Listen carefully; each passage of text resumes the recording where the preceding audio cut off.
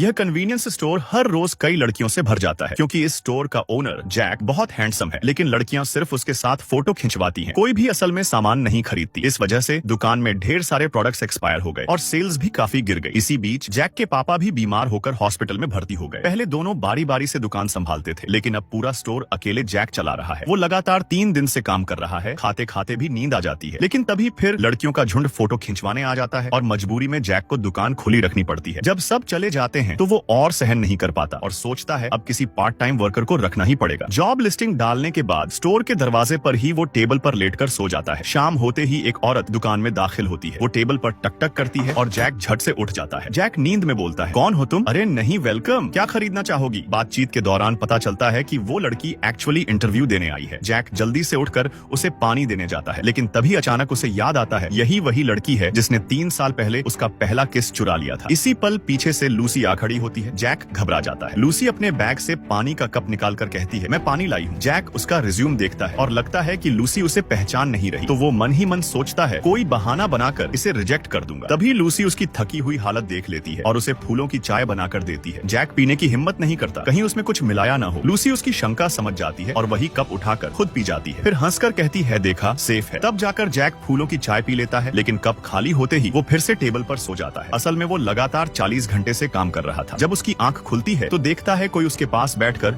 Noodles खा रहा है। वो तुरंत उठकर पीछे मुड़ता है तो पाता है दुकान कस्टमर से भरी हुई है। दरअसल जैक के सोते वक्त लूसी ने ही पार्ट टाइम काम शुरू कर दिया था। लूसी खुशी खुशी पूछती है, तो क्या मैं कल से आधिकारिक रूप से काम शुरू कर सकती हूँ? लेकिन जैक समझाता है, कल और कैंडिडेट्स इंटरव्यू के लिए आएंगे, तुम घर जाओ, नोटिफिकेशन का वेट करना। ये सुनते ही लूसी रो पड़ती है। उसकी रोने की आवाज सुनकर दुकान के सारे कस्टमर्स सोचते हैं कि बॉस ने लड़की पर जुल्म किया है। अब जैक के पास कोई ऑप्शन नहीं बचता तो उसे मानना पड़ता है लूसी कल से काम पर आ सकती